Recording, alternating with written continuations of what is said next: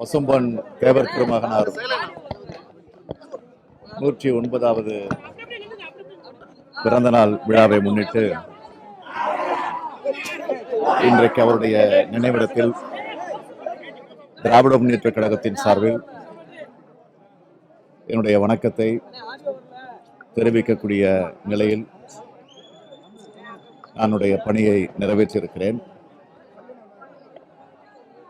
பசும்பொன் தேவர் திருமகனார் அவர்கள் தமிழ் மொழியின் மேல் அளவு கடந்த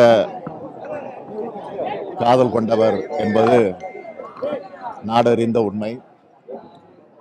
அது மட்டுமல்லாமல் தமிழை ஆட்சி மொழியாக்க வேண்டும் என்பதிலே தேவர் திருமகனார் அவர்கள் எந்த அளவிற்கு குரல் கொடுத்தார் என்பது எல்லோரும் அறிந்திருக்கக்கூடிய ஒரு உண்மை. எல்லா சமுதாயத்தை சார்ந்தவர்களும் ஒருங்கிணைந்து ஒற்றுமை உணர்வோடு வாழ வேண்டும் என்பதில் மிகுந்த அக்கறை எடுத்துக்கொண்டவர் தேவர் திருமகனார் அவர்கள்.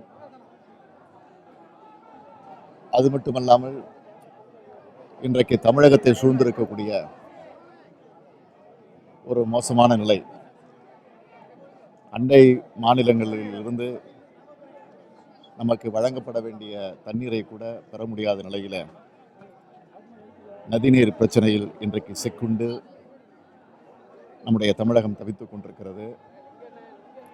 இந்த நேரத்தில் நான் எண்ணி பார்ப்பது, நாட்டினுடைய முதுகெலும்பாக விளங்கிக் கொண்டிருக்கக்கூடியவர்கள் விவசாய பெருங்குடி மக்கள். ஆக அப்படிப்பட்ட விவசாய பெருமக்களுடைய துயர் துடைக்கப்பட வேண்டும் என்பதில் தேவர் திருமகனார் அவர்கள் மிகுந்த அக்கறை எடுத்துக்கொண்டவர் என்பது குறிப்பிடத்தக்கது. அவருடைய 109வது பிறந்த நாளில் திராவிட முன்னேற்ற கழகத்தின் சார்பில், குறிப்பாக தலைவர் கலைஞர் அவர்களின் சார்பில் என்னுடைய வணக்கத்தை நான் செலுத்தியிருக்கிறேன். திராவிட முன்னேற்ற கழகம் ஆட்சி பொறுப்பில் இருந்தபோதுதான், தலைவர் கலைஞர் அவர்கள் ஆட்சி பொறுப்பில் இருந்தபோதுதான் இந்த நினைவிடம் புதுப்பிக்கப்பட்டது என்பது எல்லோருக்கும் தெரியும். அதேபோல் அவருடைய பெயரில் கல்லூரி உருவாக்கப்பட்டதும், இன்றைக்கு மதுரையில் கம்பீரமாக அமைந்திருக்கக்கூடிய அவருடைய சிலை அமைத்ததும் கலைஞருடைய ஆட்சி காலத்திலே தான் என்பதும் குறிப்பிடத்தக்கது. எனவே அவருடைய பிறந்த நாளில் இன்றைக்கு அவருக்கு வணக்கம் செலுத்துகிற